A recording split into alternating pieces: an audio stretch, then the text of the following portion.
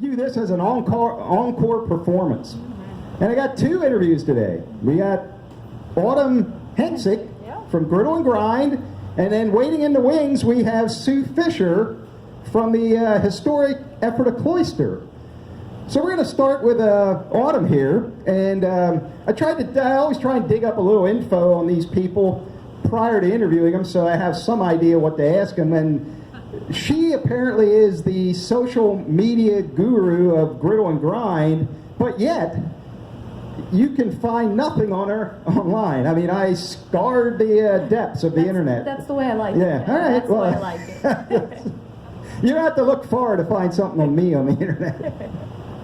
But anyway, she is in addition to the social media end of things over at Griddle and Grind, apparently I'm going to call you the chief barista. Is that what you do? Yeah. All right. Well, first of all, I know from my research you did not originate in Ephrata, so give us a little bit of your background. So I got to Ephrata, it's been a little over a year now, and I come from Corpus Christi, Texas. It's a little city right on the Gulf of Mexico. I lived there my whole life. My family originally is from the Bethlehem area, so my great-grandparents were stationed down in Corpus in the 80s, kind of where our family ended up. But we decided, my fiance and I, born and raised in Texas our whole lives, we needed, a change of scenery. We needed something completely different for us, and we just had visited here a couple times, really loved the history of the area.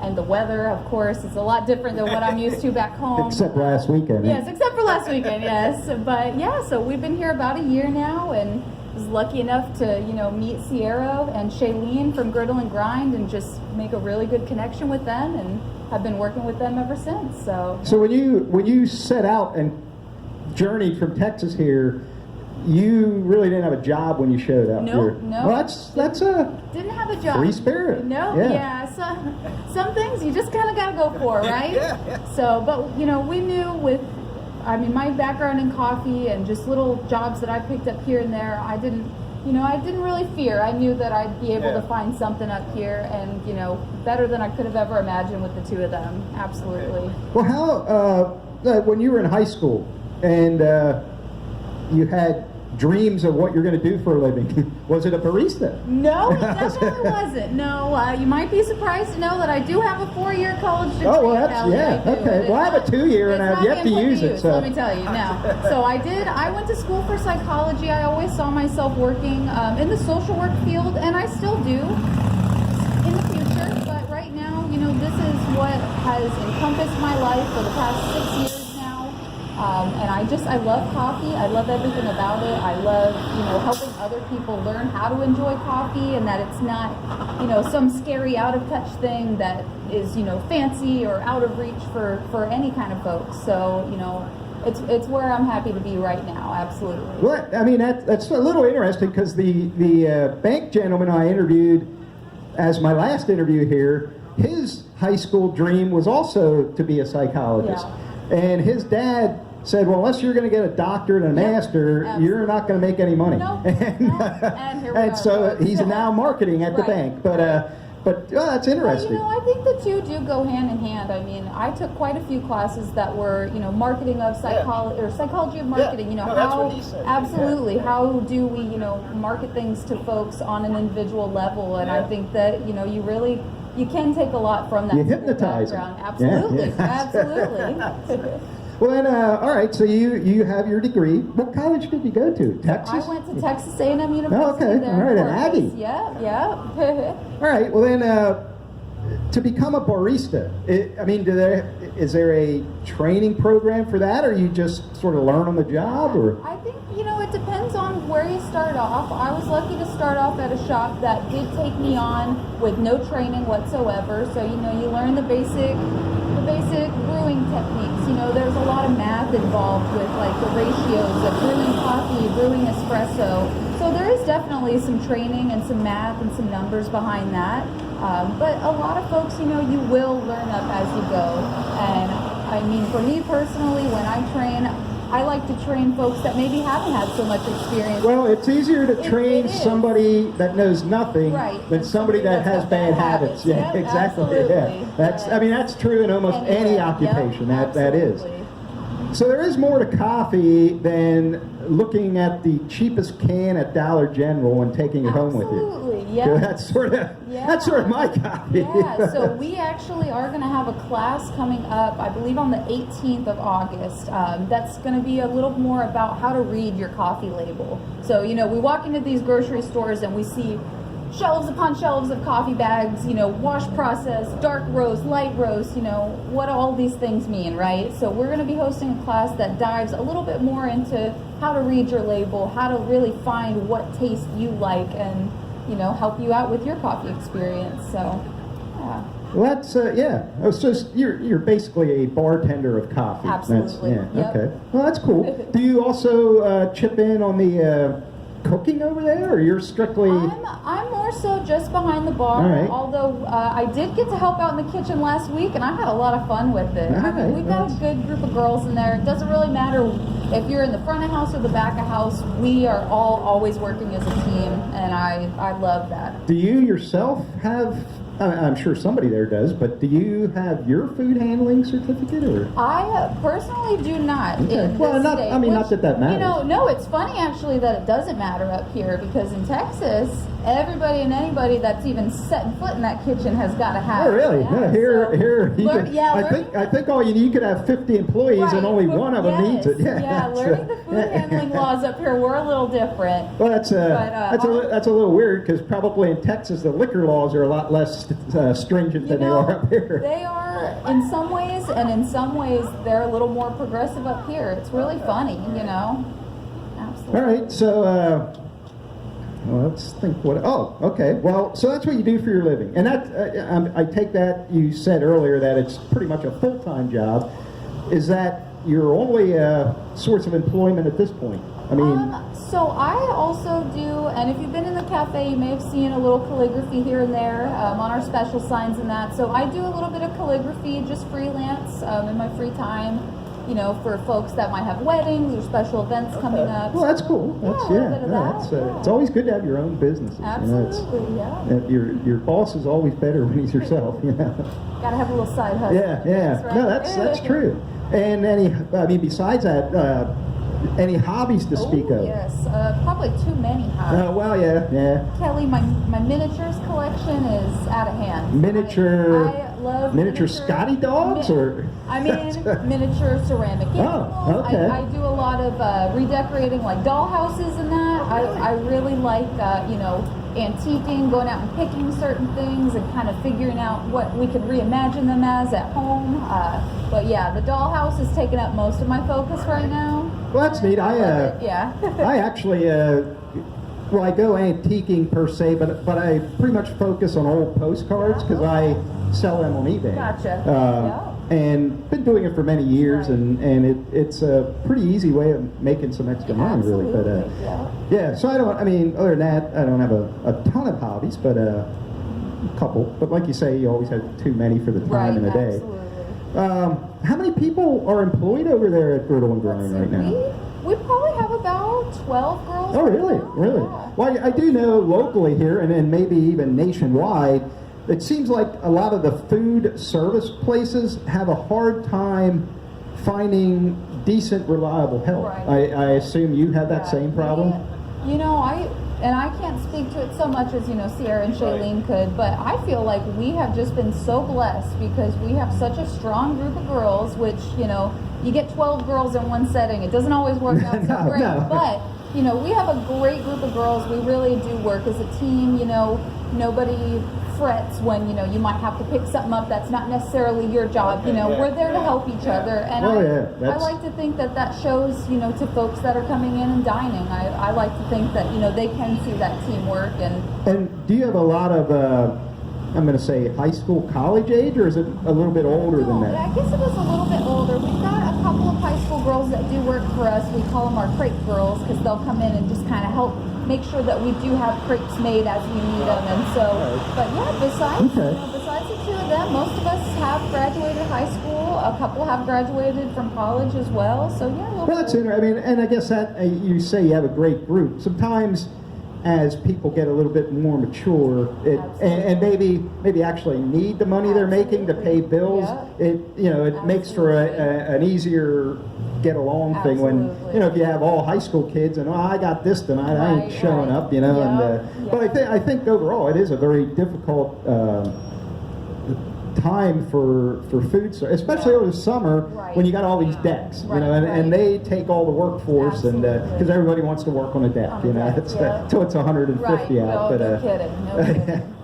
kidding.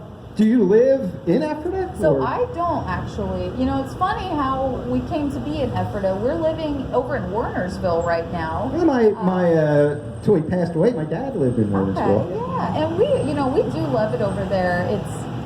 It's quiet, we've got a little bit of land there. I've loved, getting out and gardening. The Texas soil down there could not compare to how much fun I'm having gardening here. But it is a little bit of a drive over here in the mornings. But I love it. I love that commute, and I love being here in Ephrata as much as we are. Even on my days off, if we've got little shopping or errands that we know we need to do, we try and just come do them over here. Well, that's neat. I mean, And the commute from Wernersville isn't bad to come over here. No, not at all. Well, that's interesting. As far as your hours at Griddle and Grind, like I say, I've been in 2 or 3 times, mostly in the morning. But what are, for people out here in the audience, what are the hours you're open? So we are closed on Mondays, but then Tuesdays we're open from 7 to 4. We recently extended our Wednesday hours. We're actually open 7 to 8 now on Wednesdays, offering a little cocktail mixer menu from 4 to 8. We have BYOB, super helpful with the little liquor store right across the street, Thursday we're open 7 to 4 again, and then Friday and Saturday we do 7 to 8. Sundays we stay open, just offering our lunch menu from 12 to 5. So yeah, 6 days a week, come and find us. Yeah, okay, well that sounds good. Now the BYOB, with all the liquor laws, you don't need any kind of license for that, as long as you're not selling it. As long as you come in with your physical ID so we can verify your age, make sure it's okay for you to be drinking, we do not need the liquor laws, no, because we are not charging anything having to do with that liquor, no. Now, that leads me to another question that is always a stickler at like wineries and stuff. You buy a bottle of wine, and I was just leaving a winery, Moon Dancer over in York, the other week, me and my wife, and we had a bottle of wine, but it was open. We had drank some of it, and we're leaving, and I'm just wandering out through the parking lot carrying this half-empty bottle of wine to take it home, and my wife was driving, and it was a big event there, so a parking lot attendant said, "You can't take that along with you." He said, "You got 2 choices. You leave it here, or you drink it here." So there I stood in the parking lot, guzzled the rest of the bottle of wine down. Could be worse. And, but so I get back and I ask Rebecca up there, because I hear her telling people, you can take it if you don't finish it. Well, they seal it in a bag. Okay. Now, if somebody comes into your establishment with a bottle from the liquor store, drinks part of it, and leaves with it open, that's on them then, I guess. It is. Not you. Nope. Okay. All right. Sure.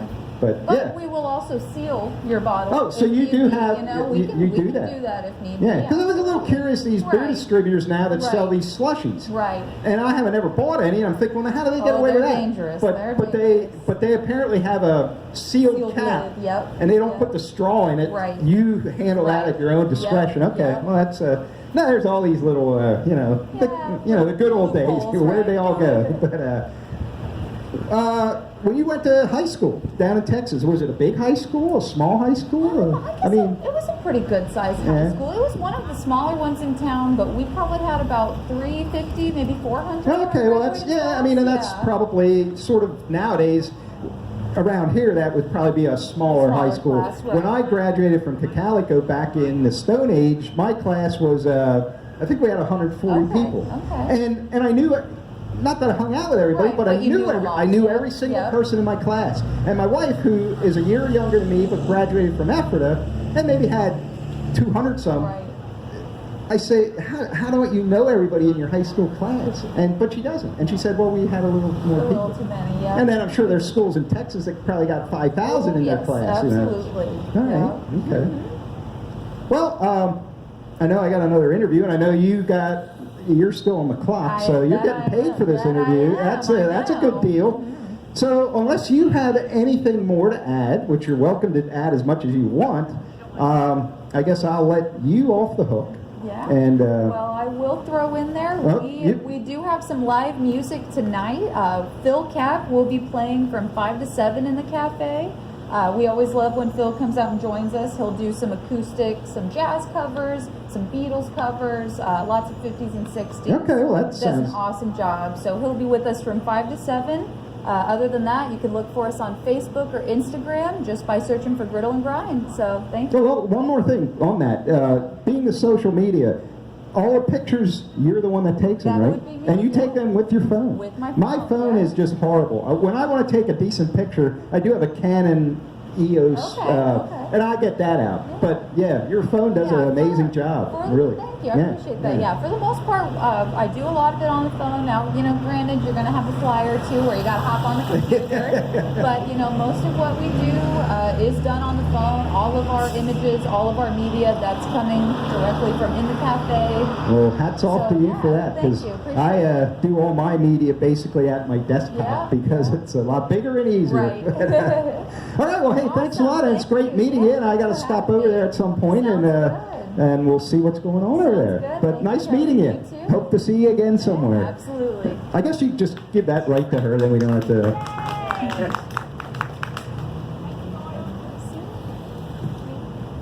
And now, next up, Sue Fisher from the historic Ephrata Cloister. And before she even says a word, I'm sort of gonna lead in with a little story about Sue. Like, I met Sue years ago at Hope Church. Right. And her and her husband Dennis probably never knew this, but Dennis, her husband, who passed away unfortunately in 2008, he was sports editor of the Lancaster newspaper, which was sort of like a dream job of mine. I was a sports fan. And at the time I never thought of doing these interviews, but hindsight, you got to interview national athletes, local celebrities, and anyway, he also was a very good singer. Sang at Hope Church solo. Was a quiet guy, but had a good sense of humor if you sort of got underneath the shyness of him. Yes, he did. But anyway, the thing I remember most about Sue more than Dennis, at Hope Church, every now and then, Sue would get up front and do a reading. And Dennis was a good singer, don't get me wrong, but when Sue spoke, it was way better than Dennis's singing. Whenever I heard Sue speak, honest to God, I would sit there and I would just listen. I probably told her this, she probably don't remember, but I often told her she's in the wrong business. She should narrate documentaries. Honestly, she would stand up there, and I don't even remember what she would be reading, thinking this lady could read me 5 pages of the phone book, and I would be interested in hearing more. Honest to God. I mean, hopefully, maybe it's my ears, but you'll see her speaking abilities. Oh, well, thanks a lot. That's a No, wonderful honestly, I remember, if I don't remember anything else about Hope Church, it was you standing up front and reading things. Honest to God. Honest to God. Thank you. That means a lot. God would be sad about that, but that's the truth. So anyway, Sue Fisher, I did dig up a little dirt that I didn't know about you. Okay. You graduated from Ephrata. Yes, I did. Yeah. I was born in Ephrata, raised out on Chestnut Street. Okay. And my maiden name was Hacker, which is a pretty common name if you drive up through Lincoln. Yeah. You'll find a lot of buildings up there with the name Hacker on All them. right. And, So your family owned Ephrata. well, I mean, we were just a lot of us up there. And I graduated from Ephrata High School in 71 and Elizabethtown College in 75. All right, with a degree in teaching. A degree? Well, Oh, no. it's kind of odd how it got there. I really thought that I was going to be an elementary school teacher. I was going to be a first grade teacher like my mother, and I started at E-Town in elementary ed. And after a couple courses, I just thought, I can't talk to first graders. And a new major opened on campus in communications, theater, speech, radio, television, journalism. And I thought, this is for me. And I changed my major to communications, but I wanted to teach. That was just in my heart. And so E-Town opened up a special major for me, communication arts secondary ed. So you were in the first class of that? Like I was the only one. You were the class of major that. had just opened. There were 5 majors. That was it. And then there was me, communication arts secondary ed. The state allowed it for me, and then that was it. So I'm the only one. Wow. And so I could teach English, I could teach theater, I could teach journalism, and then I became an English teacher at Conestoga Valley for 42 years. Yes. Well, I did know you taught over there. And directed the school play for that's 40 years. which you know, that, I mean, I'm sure you were an excellent teacher, but as far as claim to fame, the play directing may be even more of a celebrity status for you? It could be. Yeah, it could be. yeah. Just that was one of the best parts of my career, being able to direct the play and watch my students go on to do great things. Well, we'll talk about Jonathan them, later. sure, Yeah, Jonathan Groff. But anyway, when you were growing up, you said you wanted to be an elementary school teacher. Yeah. Now, when you taught middle school, and I had a very short stint of as a teacher at Bow Tech for mainly seniors, and you know, they were Bow Tech kids, which, you know, back in that day and probably still today, they weren't the cream of the crop, but some of them wanted to be there and whatever. But I would think the toughest group of kids to teach would be middle school kids. I love them. There's something about 8th graders. They still have this enthusiasm, this desire to learn things, but also a desire to please their teachers. And in my classroom, they were delightful. I could get them to do all kinds of creative things. They were fun. You must have different kids in CD I than couldn't have done this for 42 years and not loved every single minute of it, and I truly did. Well, and I'm going to guess it was your speaking voice that calmed them all down. I don't know. Because I always hear the worst kids to teach are middle school. You know, they're going through all this drama and they're hitting puberty and they're in elementary school, I can see they're trying to please you. In high school, they just want to get the heck out of there for the most part. But it just seemed like I would have thought they were the worst. It could have been the fact that I kept a basket of candy behind my desk, and that was always an incentive. Hey, let's do a great job with this today, and then I bring out the basket of candy. So it was always all right. there. Well, yeah, they knew maybe, what a chocoholic I was. So they're like trained dogs. Oh yeah, but they were great, and I really had to make that hard decision after 42 years that this was a good time to go. It was a good time. Okay, so you really weren't like just, I got to get out of here. No, not at all. Not at all. And I still go back. I still run a community service group at the middle school. I still help to direct the school play. Really? Well, that I can see. Yeah. I still do that. There's certain things you can't walk away from. Yeah. Oh, well, no. I knew that I wanted to kind of transition into the next phase of my life. It's not that I wanted to retire per se. I just needed to move on to things that I'm passionate about and things that I wanted to be able to volunteer with. Well, now that's going to, and we'll get, this is going to go back and forth from here to there, whatever. But currently, you are something at the cloister. What are you? Okay, I am a volunteer at the cloister. Right. I give tours on Tuesday and Thursday afternoons. I pull weeds in the garden. I fold brochures. I do anything they need. I'm a member of the board of directors. I help with marketing and membership and grant writing and special projects that come up, and I'm there a lot. And I love the place to death. And why the cloister? I mean, well, when I was in junior high, I was a guide there over the summer. Oh, really? That was back in the 70s, 60s when they had the Vorspiel. I was a Saturday night guide. During those Vorspiel years, the performance would be presented back in the amphitheater, and I would be there in the sister house with my little householder child garb. I was going to say, did you dress up? It was fun. It was just the coolest thing ever. And so I was a guide, and then I remained a guide through high school. I was a student historian. And I always knew that I wanted to come back and be an actual guide on that site and become involved. So I remained as a member of the Associates, the volunteer organization, but I never had the time to devote any energy into it while I was teaching. That kind of took up my life. And so I knew that when I retired, I was going to come back and be a guide. And that's Well, where I am. I mean, that's a lot of people retire and not have a clue what they're doing, and they end up not doing anything. Oh, no, I had a plan. Yeah. I Well, knew. yeah, well, that's I good. knew that I could not stay home and vegetate. I knew that I had to just become active and do those things about which I'm passionate. And that's one of them. And you still live in Mount Joy, right? Yeah, I do. Yeah, okay. Outside All right. of Mount Joy. Okay. But I spend more time in Ephrata probably than anywhere else. Yeah. Well, I mean, that's what's, I mean, I have no idea why you picked Mount Joy when you lived there, but It was I mean, an with easy with place you to teaching hang at out in the CV and countryside okay. and really it was before I got the job at CV. Oh, really? Down Okay. a house in Hempfield, in West Hempfield. All right. Okay. That's kind of where we ended up. So before you got your job at CV, what did you work somewhere else prior to that? When I was in college, I worked briefly for the New Era. That's Oh, where I did okay. Dennis. Oh, That's really? where I Oh, did well, Dennis. that I didn't know. I was a summer intern, writing Okay. features, great job, trying to make up my mind, did I want to go into teaching? Did I want to be a journalist? My sister at the time was writing for the Philadelphia Bulletin, which All no right. longer exists. Yeah.